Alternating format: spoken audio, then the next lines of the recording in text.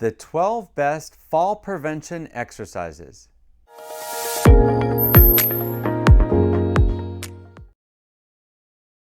Hi, my name is Doug. I've been a physical therapist for 30 years and I specialize in helping people with balance problems learn to walk again. In this video, I'm going to show you the 12 best exercises that can help anyone prevent and resist falls. Weight shifts. To do weight shifts, you'll need something sturdy to hold on to. You can use a countertop or the back of a chair, anything that's sturdy. To do this correctly, you want to grab with both hands on something sturdy and then put all your weight on one leg while you lift the other foot off the ground. Then you're going to shift your weight over to the other leg.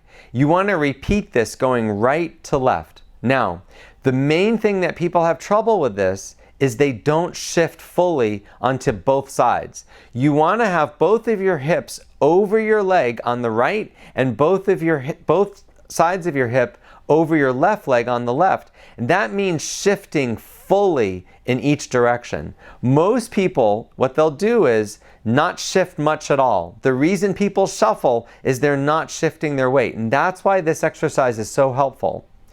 The goal of this is to do this for 20 repetitions, just one set of 20. This isn't really an exercise as much as it is a balance training thing.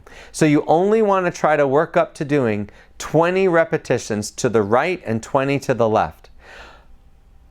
Many people have trouble with this and they can only do 3 or 4 repetitions before they find it difficult. That's fine. You have to start somewhere. I would tell you to practice this over the course of weeks, if not months, to get better at it. Hip flexion. To do this exercise, you need something sturdy to hold on to. You can grab on the back of a chair or hold a countertop or even grab your kitchen sink, something sturdy. And what you're going to do is lift your leg up as high as it will go. So it's sort of like you're marching. You're bending your hip, lifting your knees as high as they'll go, then putting that back down and doing the other side. You want to march back and forth, right, left, right, left. The goal of this exercise is to do 3 sets of 10 reps. That means doing right, left, 10 times on each leg, then resting for a minute, then repeating that 2 more times. In the beginning, it's fine if you can't do this. Just really do as many as you can, breaking it up into 3 sets. If you practice this once a day, every day, you will see an improvement in your hip flexion. Heel raises. To do a heel raise, you need something sturdy to hang on to. You can use the back of a chair, the back of a couch, even the kitchen sink. All you want to do is raise on your toes. You're standing up as high on your toes as you can go, and then coming back down with your heel flat on the ground. You're going to repeat this 10 times. Your goal with this exercise is to do 3 sets of 10 reps. That means doing it 10 times, resting for a minute, and then repeating that for 3 sets. In the beginning, it's fine if you can only do 5 repetitions or 3 repetitions. This is how you build strength back again. You just have to repeat it. Doing it every day, once a day, is the key to getting your strength back again. Pillow squat. To do the pillow squat, you'll need 2 things, a chair and at least 1 or 2 pillows. What you want to do is put the pillows underneath you so their pillows are sitting on the chair so that when you sit down, you're not sitting down all the way. Then what you want to do is cross your hands across your chest and practice standing all the way up and sitting back down. The goal for this exercise is to stand up and sit down 10 times in a row, rest for a minute, and then repeat that 3 times. So you want to do 3 sets of 10 reps without holding on. But in the beginning, you might find that you can only do 2 or 3 times without holding on to the chair. In fact, some people, even with the pillows, they may have to grab the arms of the chair to push off, and that's fine. You have to start somewhere with strength. But the goal for this exercise is to do it without holding on 3 sets of 10 repetitions. Seated hamstring stretch. To do this exercise, you just want to sit in a comfortable chair, lift one leg, and then reach towards that leg with your fingertips.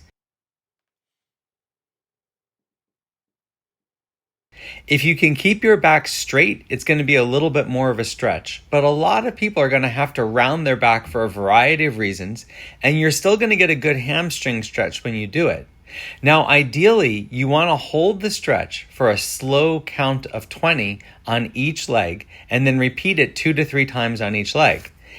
In the video, you're seeing us doing it a little bit quicker just to demonstrate, but at home, you should hold the stretch for at least 20 seconds, repeating this 2 to 3 times, and try to do this every day to see an improvement in your hamstring range of motion.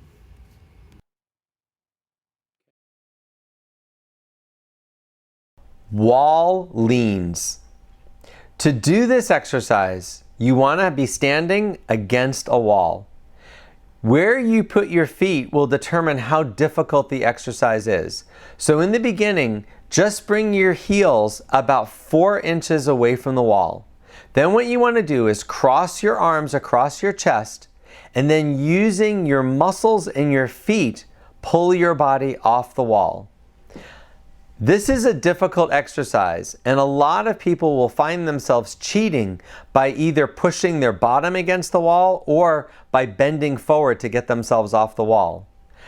What you want to do if you find that you're doing that is bring your feet closer to the wall. The only thing that you should be using to pull yourself forward is the muscles in the front of your shin, which are the muscles that lift your toes. So if you find that you're not lifting your toes as you bring yourself off the wall, you're either doing it without your feet far enough away from the wall, or you're cheating and using your bottom or your upper body to push off. So when you're doing it correctly, your feet are a few inches away from the wall. You're actually lifting your toes up as you come forward. Now, to make this exercise harder, you want to bring your feet further and further away from the wall.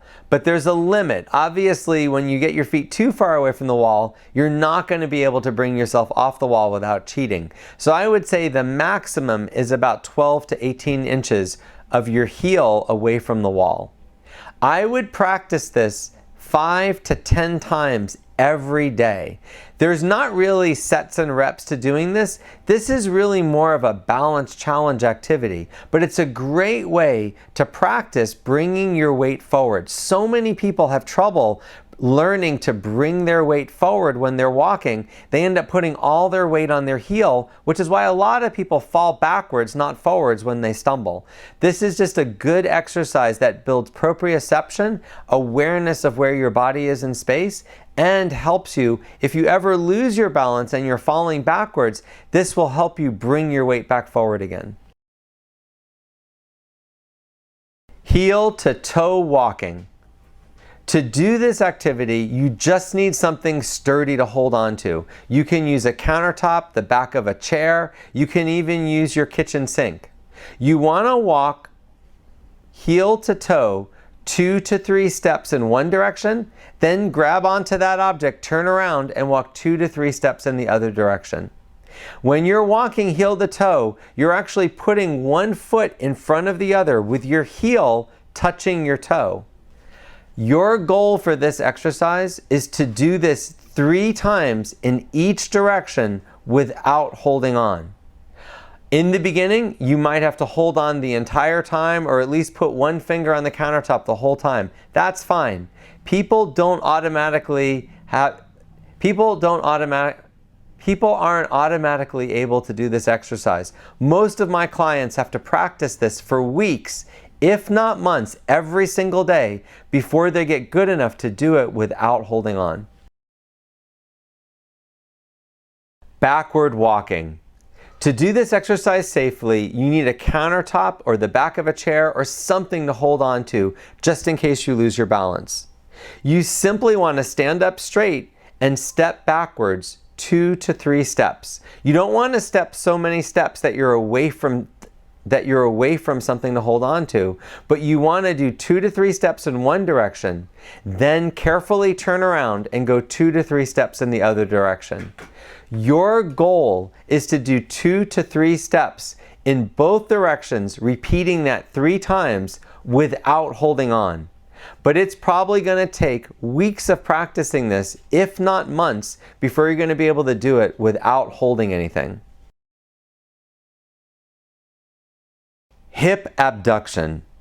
To do this exercise safely, you need something sturdy like the back of a chair, a countertop, a bar, something sturdy to hold on to. You want to stand up straight and lift your leg up to the side as far as it will go. Then you want to bring that side down and lift the other side up. You want to go back and forth, right and left. The goal of this exercise is to do 3 sets of 10 reps. That means doing right and left 10 times, resting for a minute, and then repeating that 2 more times. In the beginning, it's fine if you can only do 2 or 3 reps. This is a particularly hard exercise for some people because their hip abductors are very, very weak. So in the beginning, it's fine if you only do 2 or 3 reps. You want to just keep at it. Oftentimes, this takes weeks, if not months, to get back their hip abduction strength. Sidestepping over an object. To do this exercise, you need something sturdy to hold on to, like a countertop, and you also need something to step over. It can be a towel on the floor or any kind of object, just something small that you can step over. Then what you want to do is stand straight, maybe glide your hands on top of the countertop and step over this object to the right, bringing both feet over onto one side, and then step over the object to the left, bringing both feet over. You do need to step far enough that there's room for your other foot to come down. Now, your goal with this exercise is to do this 3 times to the right and 3 times to the left without holding on. But that can be very difficult. A lot of times people have to hold on a whole bunch the first few times that they try this, and then even after they've done it a bunch of times, they're still putting one finger on the countertop while they're doing it. That's okay. That's how you get your balance back again, is by practicing this balance challenging activity. Backward stepping onto a step. To do this activity, you'll need 2 things. Something sturdy to hold on to, like a countertop or the back of a chair, and an aerobic step or something firm to stand on top of. What you want to do is stand facing away from the step, put one hand on the countertop, and then with the right leg step up and then the left leg step up. You want to have both feet on top of the step and then step forward to step down. Now in the beginning, it's fine to hold on to the countertop to balance yourself. Your goal with this activity is to go backwards and forward, stepping back up and back down 3 times without holding on. Oftentimes, it takes weeks, if not months, of practicing this every day before you're going to be able to do it that well without holding on. Turn training. To improve your ability to turn left and right, there are 2 ways to go. The first is on level ground. You want to be near something sturdy like a countertop, and all you do is practice turning to the right and left. When you turn to the right, you want to lead with your right foot. You want to practice never crossing over. I suggest starting with a quarter turn to the right and then a quarter turn back to the left. When you feel you can do this without holding on, you can progress to a half turn. A half turn is just what it sounds like, a 180-degree turn. A lot of people find that their hips are very stiff, especially the muscles on the inside of your leg. If you find that you can't do this, then just stick with the quarter turn. But practicing the quarter turn over and over again, I suggest for at least 5 minutes a day, will greatly improve your ability to turn, and it'll prevent falls because it'll train you to turn in the correct way. Now, if you feel that this is easy and you want to try something with a little more challenge, you can do what I call step training. To do step training, you'll need 2 steps. You can use these aerobic steps like I use, or even anything that you can stand on. You want to arrange them so that you can stand between the 2 steps. And then all you do is you practice turning to your left and stepping up, then stepping back down to the center, then turning to the right and stepping up, and then stepping back down to the center. What this exercise will do is promote a correct turn. It'll encourage you to turn the right way and to never cross. The idea is when you're out and about, you're going to use this method even if you're stressed, even if you have to make a quick turn, you're going to turn in the correct way. You might be wondering why in this exercise program we're really focusing more on balance challenge rather than strength. That's because study after study has shown that balance challenging exercises, when done properly, are more effective at helping someone resist a fall than strengthening exercises. In fact, studies that have focused on strength, where a person does things like CrossFit or powerlifting or really aggressive strength training, there isn't a significant reduction in falls. So if you really want to prevent falls, you have to incorporate balance challenging activities in your daily routine. The best way to use the exercises in the video you just saw is to master each exercise before moving on. These exercises weren't meant to be a complete program that you do each exercise in order every single day. The idea is to do the first exercise, and if it's easy, only then move on to the next exercise.